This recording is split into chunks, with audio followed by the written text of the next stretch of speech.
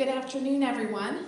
Welcome to the Wyoming County Cultural Center, Dietrich Theater. I'm Erica Rogler, Executive Director, and I'd like to thank you for joining us in WVIA today for our free Science on Screen showing of the movie Awakenings. This program is part of an initiative of the Coolidge Corner Theater with major support from the ALFRED P. SLOAN Foundation. Let's give them a hand.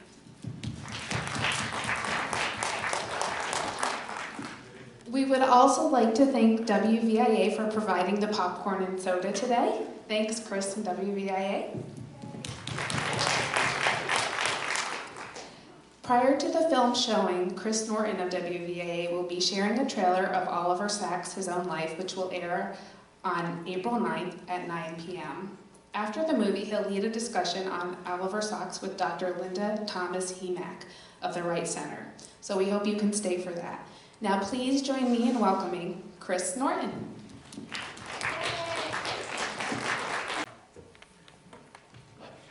Thank you, Erica, and welcome everybody. It's a beautiful day outside, but we're so glad you took time this afternoon to come and see Awakenings, and we'll get a sneak preview today of the Oliver Sacks' His Own Life documentary that, as Erica mentioned, is coming to WVIA and all of PBS in the American Masters series on April 9th. How many have seen Awakenings before? Okay, maybe almost half. You know, this film was nominated for 3 Academy Awards, and it has 2 absolutely fabulous performances in it, and I think you're really going to enjoy it. And just a quick bit of backstory. In the 1920s in this country, there was an epidemic of something called encephalitis lethargica. It was commonly called sleeping sickness, but it was a brain condition that kept some patients in a catatonic state where they could not really respond to any stimuli, they couldn't really communicate much with other people, they just were. Fast forward to the 1960s when a young neurologist named Oliver Sacks worked with some of those patients in a hospital in the Bronx. And not a whole lot was working until he tried a new drug that was being used for Parkinson's called L-Dopa. You'll see the results in this film, but it's not just about the science of the drug and its effects. It's not just about the medicine. It's also about the relationship that Oliver Sacks, the doctor, had with these patients, and the amount of compassion he put into his care and his entering into their world and trying to see how they saw life. He wrote about it in a book in the 70s called Awakenings. And the book was highly praised, not just for the medicine, but for the amazing relationships and his coming to understand these patients and his compassion for their situation. Oliver Sacks went on to write a lot of other books. He was a best-selling author as well as a renowned neurologist. I say renowned neurologist, but his career was not without challenge. He went through a lot of rough spots. He was not universally embraced by the medical community, but over time, the story has changed. And he's regarded as an amazing pioneer in many parts of neurology. So he wrote the book in the 70s, and in 1990, this film was made. It is a true story. Names have been changed, but you'll recognize who's who, and there are 2 amazing performances in it. After the film, I'm hoping you can stay around for a short discussion, because even before the film, in just a moment, we're going to show you a trailer, a short excerpt, a preview of the Oliver Sacks' His Own Life documentary, which is the backstory of Oliver Sacks, what his life was like, and the challenges he went through, and the amazing recognition that he has received for his work. And then we have a special treat. We have a video to show you featuring Dr. Linda Thomas-Hemak, the CEO and president of the Wright Center, who has helped us with this project as we are trying to celebrate the work of this one doctor and celebrate the work of a local doctor, and celebrate in general the idea of taking a compassionate approach and a concern for your patients into the medical world. That's kind of what this is all about. So after the film, we'll see the video and have a short discussion. And if you have filled out one of the entry blanks for the prizes, don't go away. We'll give some prizes away at the end of the film. And if you gave us an email address on that entry blank, I'll send you a link, because there's also a national virtual screening and discussion of Oliver Sacks' own life. It's coming on March 30th. And I'll send you a link so you can be part of that. It's free.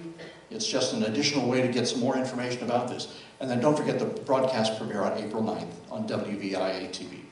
So without further ado, let's take a look at the trailer for Oliver Sacks' His Own Life.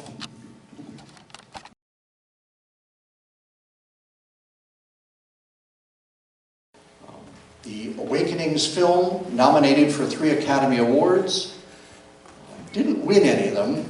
Amazingly, it must have been a tough year. But Robin Williams did eventually win a Golden Globe Award in that same season. But the Robert De Niro performance is pretty amazing too, and I'll share what Oliver Sacks had to say about that Robert De Niro performance, along with some other comments after the film.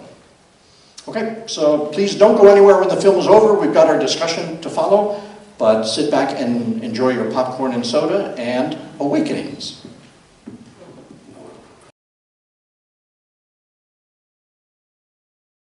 A documentary on Oliver Sacks called Oliver Sacks, His Own Life will be shown on PBS American Masters on April 9th. And they challenged us to put the spotlight on some medical professionals in our own community and create some awareness for this film around the idea of what it means to be a caring medical professional. This part of the story, really the heart of the story of Awakenings, is a doctor going an extra mile and caring about the patient, not treating the disease, treating the patient and seeing the patient. And watching the film, I saw this years ago, watching this film this time, I was struck by how many times a pair of glasses is handled in this film. And of course the doctor's glasses are broken during a struggle, and Leonard attempts to repair them. And the question I have is, what is the film asking us about the ability to see other people? And maybe that'll come up in the conversation today. But I wanted to let you know that we have a special guest with us tonight. It's Dr. Linda Thomas-Hemak of the Wright Center, CEO and President of the Wright Center for Community Health. And we're going to have a short conversation with her in a moment, but first I wanted you to see the video that WVIA produced of her. This is going to be filed in a national online resource called PBS Learning Media. And it's available to middle school students, high school students who are interested in pursuing careers. So here you have one of the outstanding medical professionals in Northeast Pennsylvania talking about what it means to be a medical caregiver and what it means to explore that career. Let's take a look. I'm deeply connected to the privilege of being a physician, and I can't imagine being anything else.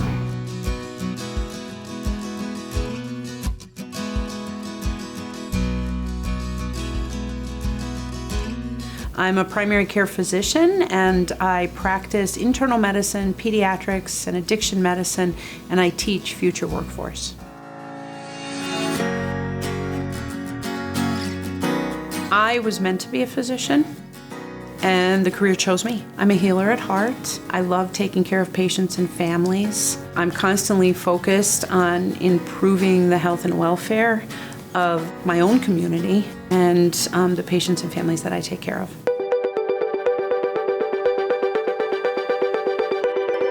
What I've took from medical school that I've carried my whole career is the importance as a physician of really deeply connecting with patients, understanding their perspective, their frame of reference, the context of their life, what matters to them, and their priorities. So the skills that I use every day as a physician and also as an executive are listening, and I get to exercise problem-solving skills, so that's another skill set that's really important as a physician. Something called appreciative inquiry, where you basically listen intently and you ask the right questions to empower the patient to share their story. And I think that one of the most important skills you learn in primary care that is really an important skill across all of medicine is the ability to do teach back.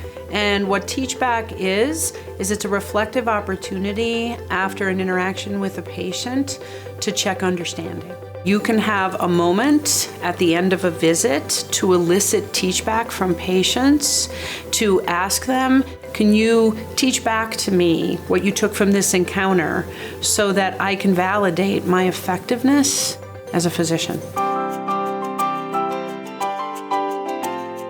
I feel at the end of the day when I leave the office that I've made the world a better place. I've made my community a better place. I eased the suffering of some patients. I promoted healthy behaviors in other patients. So I really love the purpose of my work, and I love to connect with people while I'm doing it.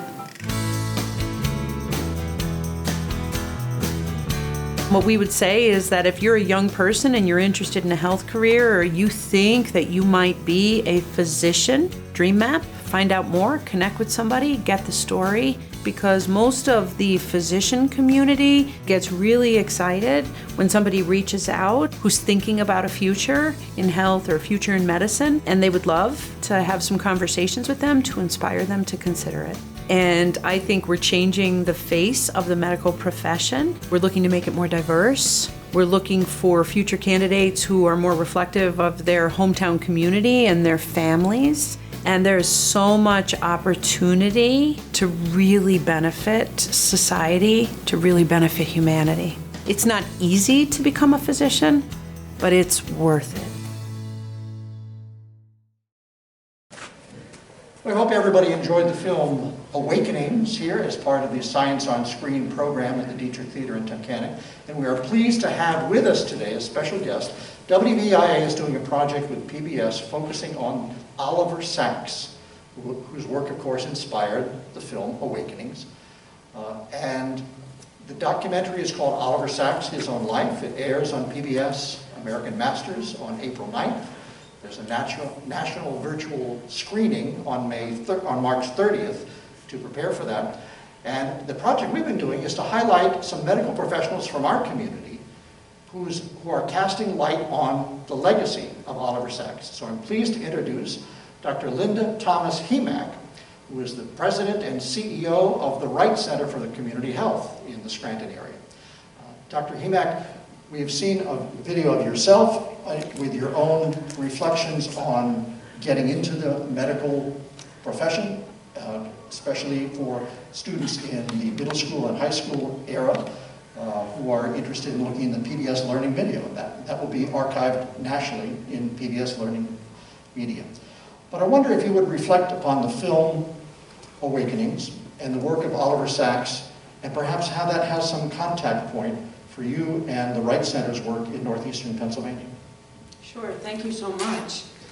This has been an incredible experience, very powerful experience, and I appreciate the opportunity to be with all of you today here in the Dietrich Theater in Tunkhannock. You know, I saw the movie, a couple decades ago, and I think I have a different perspective now about the incredible message behind Oliver Sacks' work in the book and the movie now, Awakenings.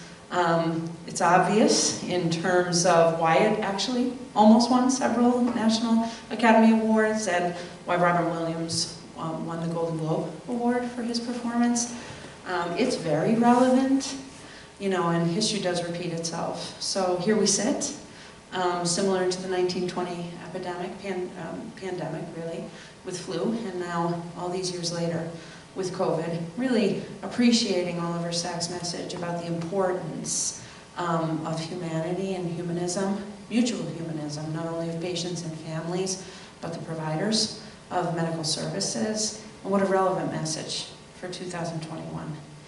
So I'm a primary care physician. I actually have the privilege of longitudinal relationships with patients and families, take care of multi-generations of patients and families, and I appreciate the poignancy of his message about the importance of really deeply connecting with patients, their stories, their priorities, what matters to them, understanding the stories and the larger context of their lives in terms of family and friend connections, and the role that we play as physicians. You know, the importance of being an advocate, really listening, you know, understanding and trying to be empathetic, take on the frame of reference of the patient, how they feel, what they're celebrating, what they've lost, and the ups and downs of those longitudinal connections, and the importance and role of physicians in that community, in that society. I think there's a lot of messages. I appreciate the reference earlier to, you know, the symbolism of the glasses. And it reminds me in the movie that there's so much more to learn about Oliver Sacks than the messages that we heard through Awakenings. And, you know, that brief moment of the focus on the periodic table and how much he appreciated the universal's rhythm and the science behind the periodic table and the complexity, but also the simplicity of how science organizes and how we perceive it and where we are as a human race in terms of understanding that. We have a lot of work to do. We have a lot of work to do. Commentators about Oliver Sacks' writing and about this film, Awakenings, have pointed out that he issued a clarion call for medical professionals and reminded them of the necessity of treating not just the disease, but treating the patient. And we saw in this film how concerned he was about these people and being able to see the world from their point of view, trying to figure out how they saw the world and trying to connect to make it even better. How does that play out in medicine today? I think what we're learning in medicine is that prescriptions are the smallest part of what we do, and that many times we should be having more meaningful interactions with patients, engaging them, understanding where they're coming from, motivationally interviewing them, and supporting behavior changes for healthier lifestyles. Because, you know, we know that lifestyle changes are often far more important and impactful than medicines. So I think that he really does send us a wake-up call in terms of appreciating the much more significant context, individual human story when a patient comes to the doctor than really just the evidence-based, you know, numerical attentiveness that we pay. You know, to really appreciate the context of people's lives, their stories, to connect with them, to hear their story, to understand that a lot of times we're giving a prescription, okay, that may not be consistent with their priorities, it may not be what they want to do, and that we need to listen better, and we need to approach it that we're going on this journey of health and healthcare together, and that there's going to be ups and downs, and that we need to appreciate and just stay deeply connected to them to kind of, you know, keep our finger on the pulse of that. Powerful. Doctor, we had a comment from the audience about this film portraying the stigma attached to behavioral health and mental illness, not only in the time that the film was made, but today, still a problem, and related it to, in our time, addiction issues carries the same stigma. What does the medical world seem to do about that? How do you fight that stigma? Yeah, and you know, there's been so much learning as a result of the opioid misuse epidemic, and unfortunately, so many lives lost tragically. Very similar to lives lost in the COVID pandemic. There's been so much learning. So I'm internal medicine and pediatrics, and I was sharing that, you know, for the first 20 years of my career, I just stayed away from prescribing short-acting narcotics, and I had a sense and an instinct that they just weren't good for patients. Obviously, you know, they have a role, you know, in a 3 to 5 day prescription after surgery, But things really got out of hand, and I think we didn't understand the science of it, and there are many that emphasize the medical profession's role in creating our national opiate misuse crisis. And I think the profession of medicine has really struggled to understand that role and to figure out why that happened and how we can engage with public and governmental agencies and get us to a better place as a society. And so, you know, several years ago I had a patient who was my patient for a long time. I take care of his parents and his siblings. And he unfortunately died from an overdose. And at that point I realized that to continue my journey with him and also with his family, I needed to personally be willing to learn a lot more than I did. So I was a late career board certified addiction medicine physician. I never would have believed that I would have got board certified in addiction medicine 20 years before. I didn't train in it with a residency program. My grandfather did because the nation had a crisis. And you know, I've learned just an incredible amount about human behaviors, relationship, attachments, coping skills, the families of people who are recovering, and the patients who are on a journey of recovery. I've been humbled by their resiliency and their coping skills and their willingness to learn how to repattern their thinking, repattern their relationships, repattern their dynamics. And I think their story is a real testimony that, you know, if somebody spoke with Oliver Sacks, he'd probably just give real credit to the awesomeness of the human mind, which is far more than just a brain. And the role of the medical profession helping patients and families on that journey, and our challenges as a society. Because, you know, isolation is a real thing, and, you know, today in 2021 with the pandemic, you know, we've had a much different dimension of isolation than what was visible in the movie. Dr. Linda Thomas-Hemak, CEO and President of the Wright Center for Community Health in the Scranton, Pennsylvania area. And that brings to conclusion our Science on Screen program here this afternoon at the Dietrich Theater in Tunkhannock. Thank you all for being part of the audience here tonight, for enjoying Awakenings, and looking forward to the documentary, Oliver Sacks, His Own Life, coming to PBS on April 9th. Thank you. Thank you very much.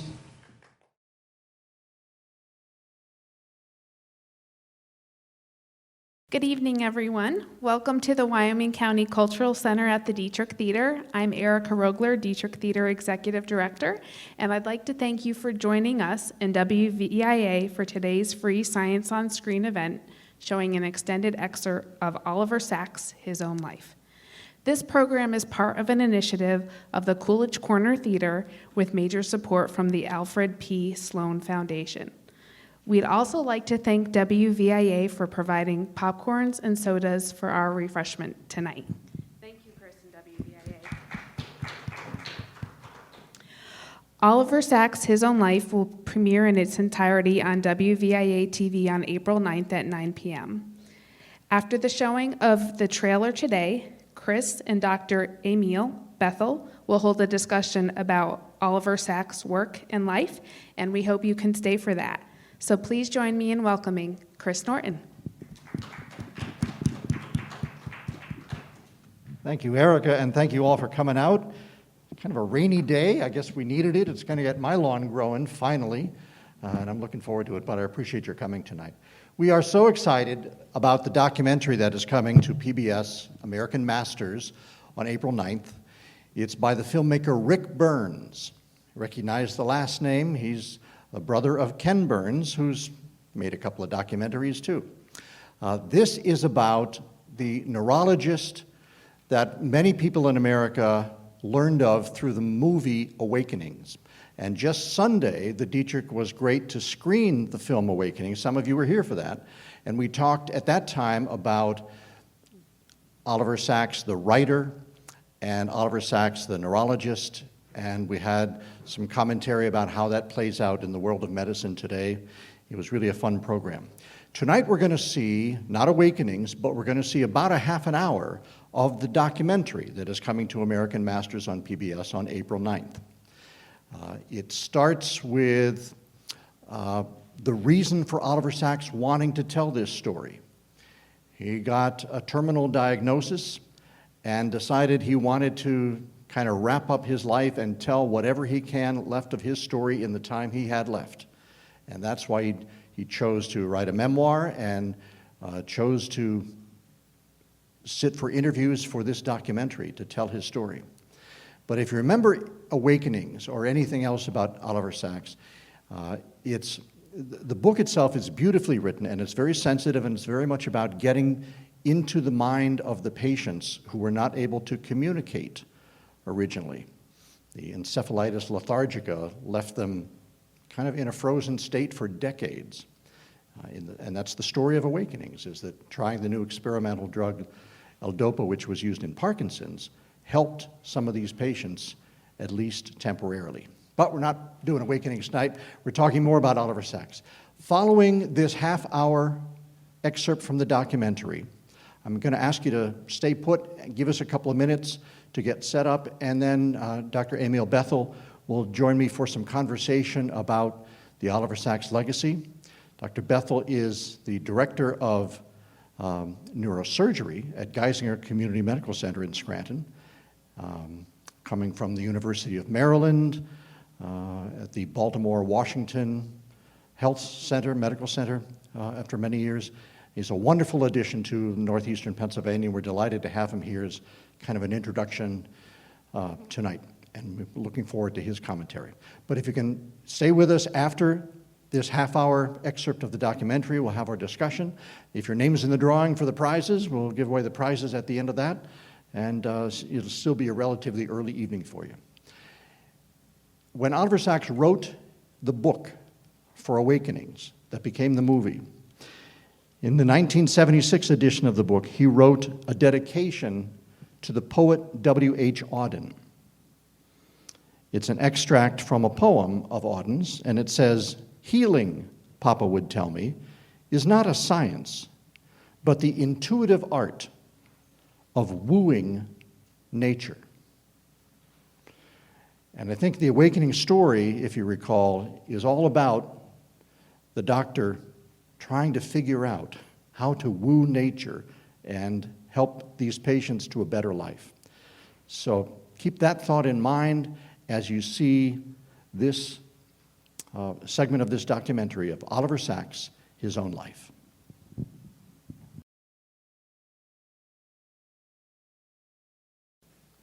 I thought it would be fun to talk about this esteemed neurologist and author with perhaps an equally esteemed neurosurgeon new to our community. And so this is my opportunity to introduce to you all Dr. Amiel Bethel, a new neighbor in the Abingtons. He's director of neurosurgery at the Geisinger Community Medical Center in Scranton, the former chair of the Department of Neurosurgery at the University of Maryland, Baltimore-Washington Medical Center, on faculty at the University of Maryland over 20 years. Dr. Bethel, welcome. Maybe you could start with just some comments. Pick your microphone, enjoy the film. And Sure. So this is my first time, of course, viewing this part of the film, and of course, it's been a while since I've seen Awakenings, but I was able to peruse some of it in my theater room here in sunny Scranton. We're new to the area, about a month now, and I've been back and forth for a while until the last month. I can't imagine that it would be any more pretty, leaving the Annapolis area, the Chesapeake Bay. This has been kind of a shocker. No water around, but the mountains. But what was surprising to me was the amount of snow. Every time I came here, there seemed to be a squall on the mountaintop in Clark's Summit. So it was kind of an experience, and now I'm getting the greater experience of being a physician outside of the Baltimore area. This is the first practice I've had outside of Maryland. I was there for 30 years. I trained in Baltimore, and I kind of had all of my experiences there. And when Carla McCabe asked me to come, she was gracious enough to ask me to come and do this program. I was more than excited because one of the most influential books that I ever read in college was The Man Who Thought That His Wife Was a Hat. I come from a background of medicine. Most of the women, 4 generations of my family, were nursing. My grandfather was an oral surgeon, and practiced in Philadelphia. And my father was a Presbyterian minister and a professor at Rutgers, so all healers. Growing up, being around, it was sort of in a parallel with Dr. Sachs. It was always thought that, I would be a doctor. It was one of those things that since birth I was going to be a doctor and my sister was going to be a lawyer, and we both turned out perfect. So, according to my parents.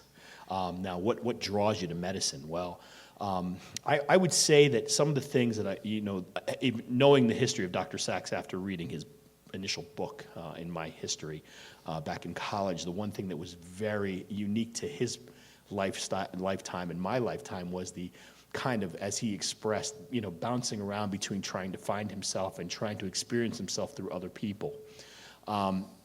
Being on a college campus, growing up as a child, being the only African-American child in my community on Rutgers campus, and having a lot of friends of different diverse backgrounds, but none of them with my background, I always tried to imagine what it would be like inside their skin, inside their religion, inside their household.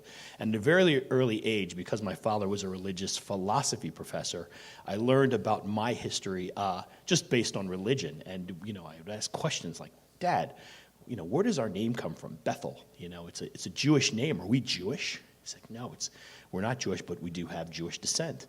How about Amiel? Why did you name me Amiel? That's another Jewish name. He says, well, because, as a religious philosopher, I went deep into the roots of religion, and you're my firstborn son. And Amiel is the name that a lot of Israeli families will name their firstborn son if they want him to be a rabbi.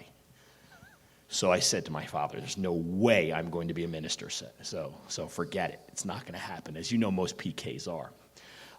But in those experiences of being around other people and looking back and, in the perspectives of Dr. Sachs, he kind of drew out from his patients what he was trying to experience in his own life. One of the little known facts, and he talked a lot about being shy. I had read at one point in my education that the part of what Dr. Sachs thought was his shyness was based on his illness, that he, as a sufferer of prosopagnosia, was shy because he really didn't recognize people. He had trouble recognizing their faces, and that's what that is. And because of that, it kind of kept him in this draw of not being able to be outward because he didn't recognize people's faces. When we look back at his life, in terms of where he went, how many times he had to be diverted away from this really horrible, and my understanding about his childhood by description in literature is that he had a very hard life. The boarding school life for several periods of time in his life, where he was chastised by peers and so forth with his brother. The experiences he had by escaping, going off he studied marine biology for a period of time in his early life, was an avid swimmer from what I understand. I think that his mother was a swimmer in college or something, and he kind of followed in her footsteps and was an avid swimmer and accordingly would disappear, swimming off into the sunset, and then come back hours later and no one knew where he went. It was sort of like the weightlifting. He was always about moving around. Well, it was interesting because my father, being a Bahamian by descent, was also a great swimmer, swam in college and so forth. And I remember times on the Jersey Shore growing up when my father would, go from jetty to jetty to jetty to jetty to jetty and back and forth and then disappear. And my mother would worry, and we were young, so we'd pine, and where's Dad? We'd be running up down the beach, and then all of a sudden he'd show up like a mile down the beach, and he'd come walking up. So, and a couple times he actually got himself in trouble later in life, getting trapped on an island after getting stung by a jellyfish or something. But all those experiences of trying to escape and coming back and finding your own life, I think they're a part of what makes him as a physician and all of us as physicians a little different. Because as he stated in this show about his mother, the tragedies of his mother forcing him to go in and do these anatomic dissections on anencephalic babies, I could never imagine that was a different time in medicine. But there is a time in your life in medicine where you realize that some of the things you are doing are different than any experience that any human being should ever have. You know, where you really have to dig deep into yourself and say, you know, I've got to be a little bit special in order to understand what I'm doing to people. Because it's not natural. And I get up every day and I remind myself, and I know that he did the same, that you have to understand what's going on the other side of this relationship in order to make it better. I had an experience as a medical student, my first year of medical school. You know, I was very enthusiastic and so forth, and I'll never forget, I was here in Philadelphia, and one of my best friends growing up basically took his own life into medical school in another state. And he was, you know, voted the most likely to succeed in my high school class. And he was always on the right path and always knew he wanted to be a physician.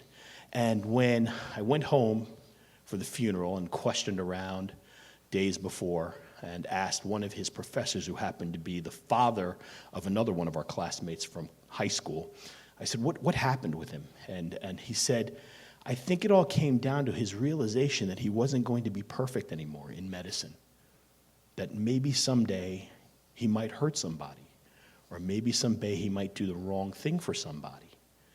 And it just didn't, he couldn't take that. He couldn't take the fact that he was no longer going to be the perfect person.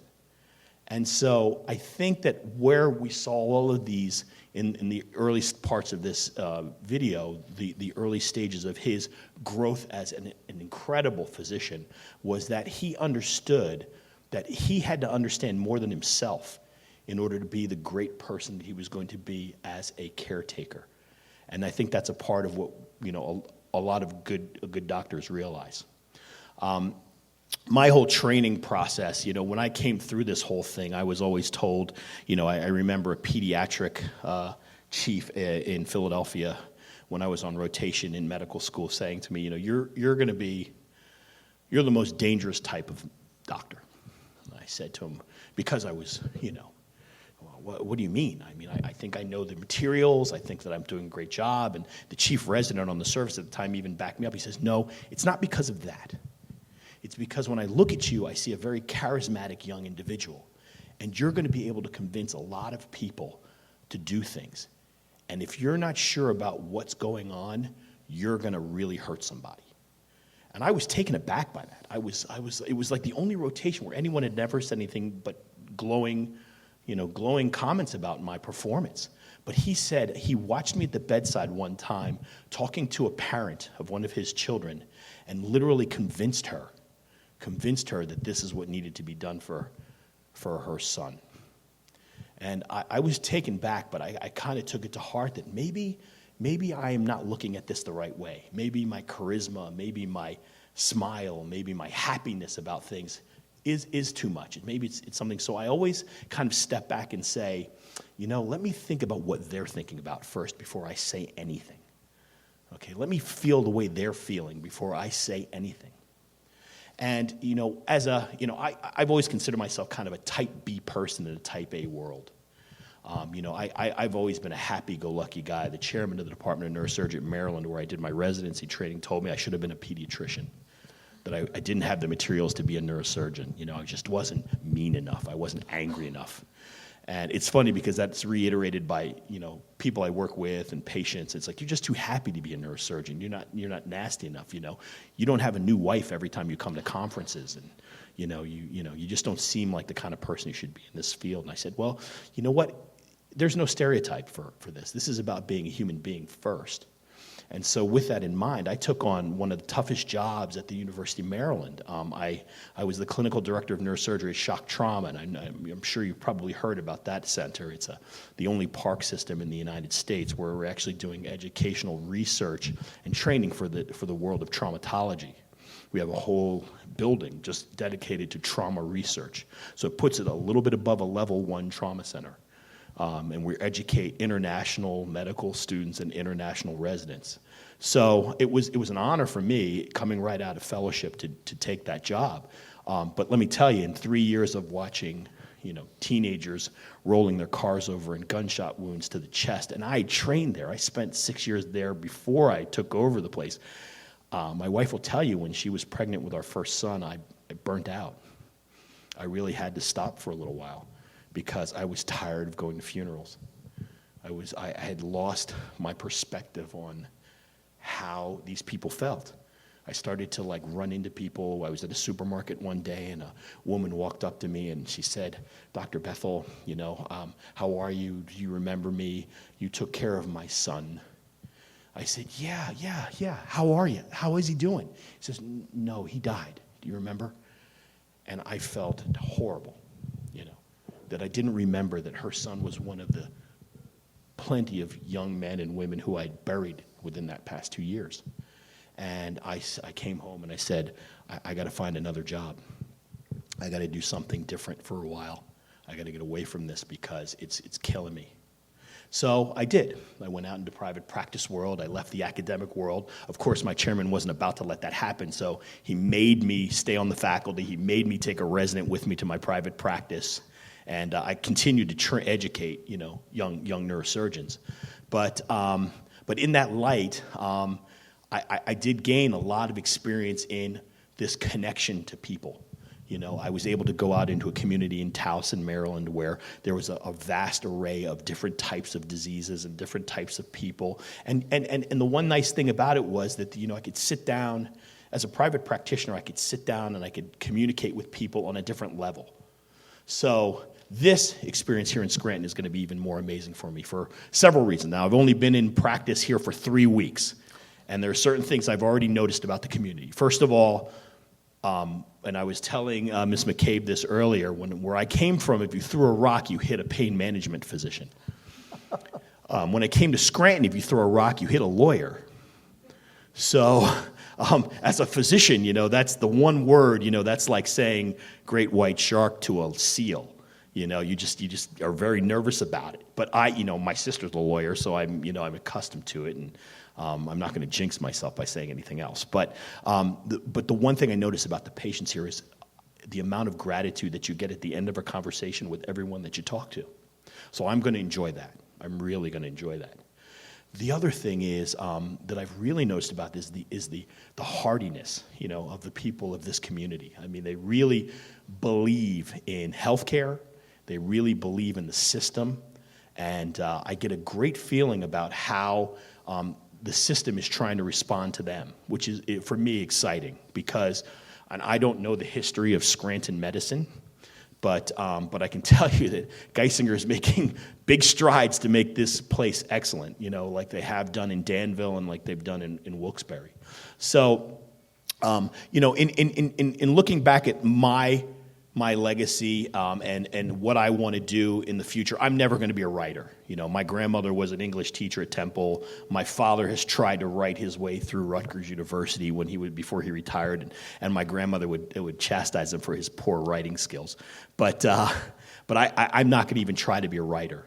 But what I would like to be is an impact person in the same fashion that Dr. Sachs did, is I'd like to impact on my patients. I want them to remember me for the person that I was for them when they were in their greatest of suffering. I really don't have a whole lot more to say or tell you about Dr. Sachs or myself, but I would love to open up this experience for you to ask questions about medicine in general. I'm not giving away free consultations. I've been banned from that on Geisinger, but I am. No, that's not true. I'm just joking about that. But I'm very grateful to be part of this community now. I'm excited to help the program grow here in Scranton, and I hope that this experience and anything that I can answer for you, and I'm very approachable at the Geisinger Center. At any time that you want to ask me any questions, I'm available. I have a feeling you're going to be a doctor that makes a lot of an impact. I hope so. I think you already are, but I'll bet so. you are in our area too. Yeah. Let me ask you this question. Oliver Sacks in the film says that he thinks that perhaps the lousy childhood experience of boarding school and being bullied took a toll on his brother Michael, and maybe a lot of abuse contributed to his descent into psychosis. And Oliver Sacks feels, that his brother's psychosis pushed him to be a neurologist. He wanted to figure out what was going on. Yeah. In your own life, are there any experiences that pushed you in the direction of neurosurgery? Yeah. It's funny because we always kind of explain neurosurgery as a calling more so than as being pushed. But my interest, my great grandmother was a wonderful nurse from the World War I era. She came up from Alabama, became a nurse in Philadelphia, and worked at Misericordia Hospital out in West Philly. And as a little child, I remember her as being this vivacious, energetic woman, even in her 60s and 70s and 80s. And she became a severe victim of severe Alzheimer's dementia. I mean, to the point where she had a hospital bed moved into the dining room in her row house in Philadelphia, and she lived there for about 12 years. And my great-grandfather, who was the most doting husband, would feed her and would wash her, and this was for years and years and years. And my grandmother actually moved in with them at a pretty early stage of her illness. And I just remember as a child visiting her. I was probably in my early teens when it started, and then by the time I was late teens, and then right when I started medical school, she passed. But I remember, she was probably 87 when she passed. My great-grandfather passed at 96 when I was at the end of my medical school career. So I remember just watching the deterioration. It was just horrifying to me. I remember her, and I remember how hard it was. My sister there were times when she was a teenager where she didn't want to visit because she just couldn't see her great-grandmother that way. I kind of, along those lines, I became a neuroscientist in college, and I kind of watched, and I did my research in neuroendocrine, and I moved on to kind of, I was a college lacrosse player, and I know lacrosse isn't big here in Scranton, but it's like growing up, I grew up in New Jersey, which wasn't a hotbed either, but then moved to Maryland, where, of course, it's like life. If there are two things in Baltimore that you talk about, it's crabs and lacrosse. So without those two things, you're not a Baltimorean. So I basically, through my lacrosse career, I can tell you, I went on and played Division I lacrosse, and went on scholarship, and I can tell you an experience I had. And we were playing Brown University up in Providence, Rhode Island, and I got a buddy pass from my roommate. I whistled for the ball, so it was my fault. And I remember looking over my shoulder and turning around and just seeing two numbers. And the next thing you know, I woke up on a CAT scanner in a hospital at Brown University. And this is after they said, yeah, we gave you smelling salts, you didn't move. Blah, blah. So they put me in a CAT scanner. I got a head CT, and it was normal, of course. But I had to go back to campus. The long drive back to New Jersey. I went to Princeton. So the long drive back to New Jersey was, I don't remember a moment of it. And I don't think I remember that whole weekend, that Sunday. I know I didn't go to practice for like 3 days, but then on Wednesday I was right back to work, which would never happen in today's world of sports with post-concussive syndrome and what we understand about CTE and so chronic traumatic or encephalopathy. So we have now changed the way we think about that. And I served as the head injury specialist for the U.S. Lacrosse Foundation for about 25 years in Baltimore, just sitting on the Sports Science and Safety Committee, which is one of the more comprehensive Sports Science and Safety Committees. So the things that, in your early life that kind of move you towards your specialty, as I said, it was a calling, because when I applied for residency, I actually applied in neurosurgery and OBGYN, because I thought I really wanted to deliver babies. And when it came down to it, after doing all, putting my match list in, I ranked all of my neurosurgery programs above my OB programs and said to God, ma'am, if you want me to be a brain surgeon, you've got to match me at one of these programs, or else I'm going to start delivering babies. And of course, that's what God wanted me to do. So I think she made the right choice. I'm not really sure. So, the bottom line is like Dr. Sachs, I think that some of the things that influence you really early on, the brain is the black box. We just don't understand everything about it yet. Every year we understand more and more and more due to the compliments of people like Dr. Sachs. And I think that was the most fascinating thing for me about the brain. That we didn't understand everything that was going on, and we all wanted to be a part of that discovery. Thank you. Who in the audience has a question or a comment about the Oliver Sacks documentary that we've seen, that story, or about Dr. Bethel's own story? Let me just repeat the question for the sake of the recording. The question is, do you feel that medical schools and medical education are doing the job necessary to teach students these days?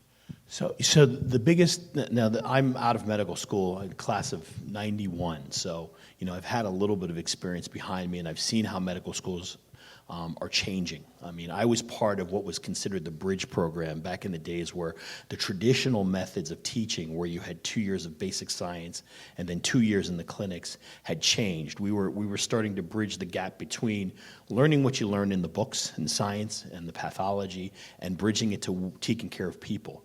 What we're seeing now in education is, phenomenal. Here's the problem. There's so much more information for these students than there was when I was coming through, even more than I was ever coming through. I mean, the number of pharmaceuticals alone is threefold, The number of procedures is probably doubled.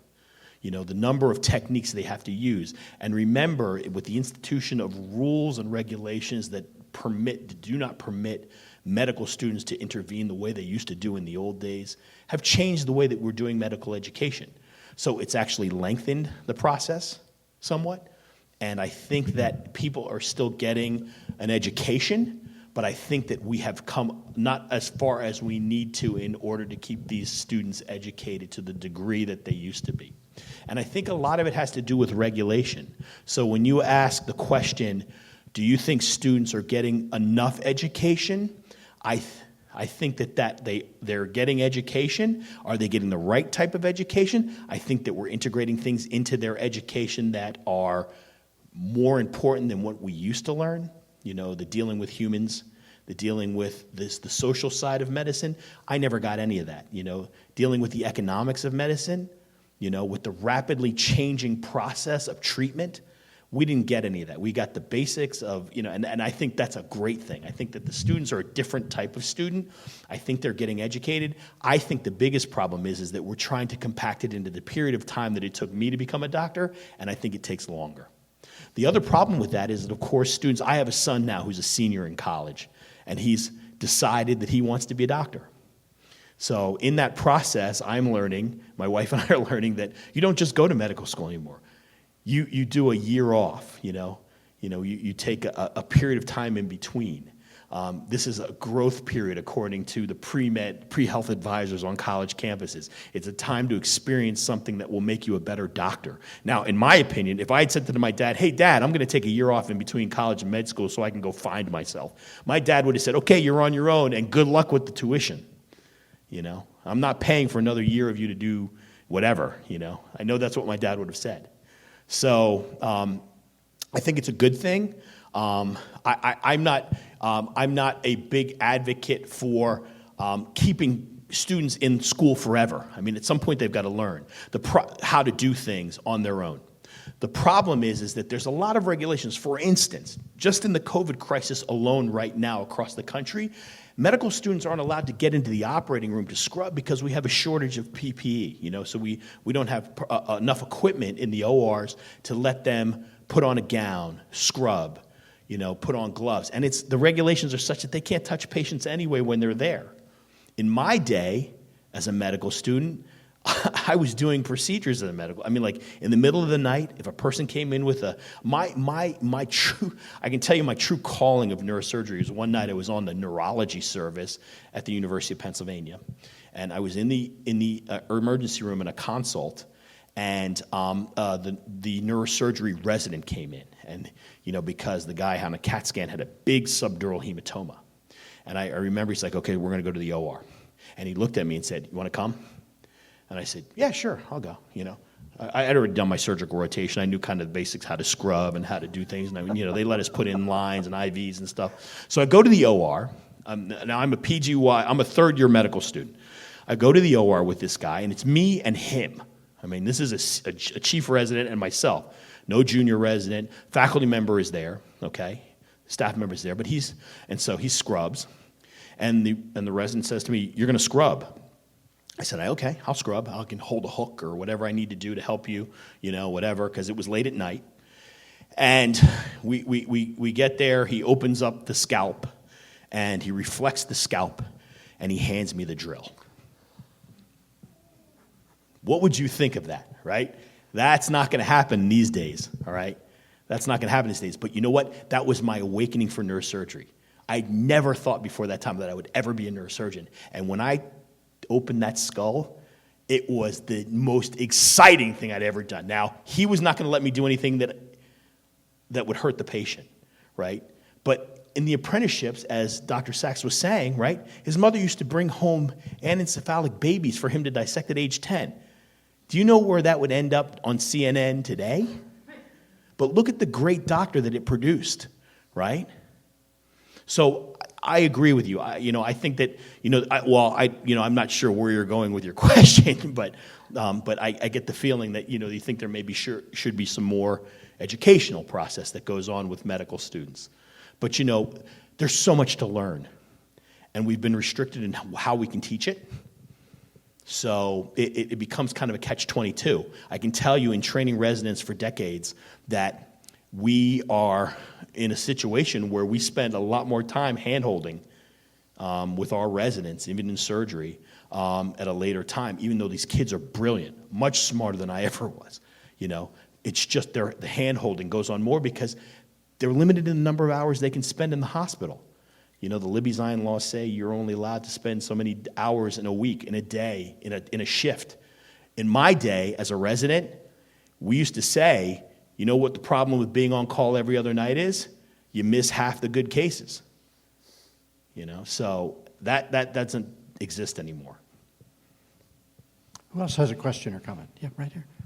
What advances in neuroscience or neurosurgery are you most excited about? So the question is, what advances in neuroscience or neurosurgery? So for me, there's some really exciting technology that's being produced in the world of oncology, in tumor management, in the management of brain tumors and such. A lot of it has to do with how the techniques and what we're understanding about the cells. And so, from a standpoint of how we treat brain tumors is changing, and that's very exciting. Question about is psychiatrists working with neurosurgery? So, I worked in a psych hospital as a college student. So that again is another field that has taken a huge change. It made major swings towards the more objective, chemical, pharmaceutical world and away from psychotherapy. The aims of the modern day psychiatrist are, quick treatments, outpatient treatments. It's not the inpatient unit treatments anymore. They've kind of gone away from that. My experience with the psychiatrist is very small. So there's an integration of neuroscience very deeply with psychiatry because a lot of it has to do with neuropharmacologics nowadays and other treatment management programs for behavioral disturbances and for psychiatric disorders. We understand more about the chemistry of the brain. We understand more about psychiatry. Anyone else? Yeah. The question is about putting politics aside, how is the medical response to COVID in this nation? Public health response. Right.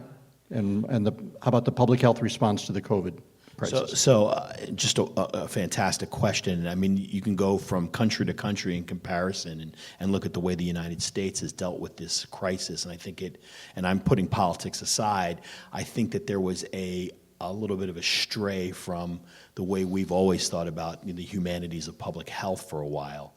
And I think that and this is just my opinion. We were in the, you had nothing here compared to what I was used to in our hospital in Baltimore. So we were ground zero for the University of Maryland system in my county. So Anne Arundel County, Glen Burnie, where my hospital was, we actually had a greater population of COVID positive patients in the hospital than the University of Maryland, which is a 400 plus bed hospital, and we're only 235 beds.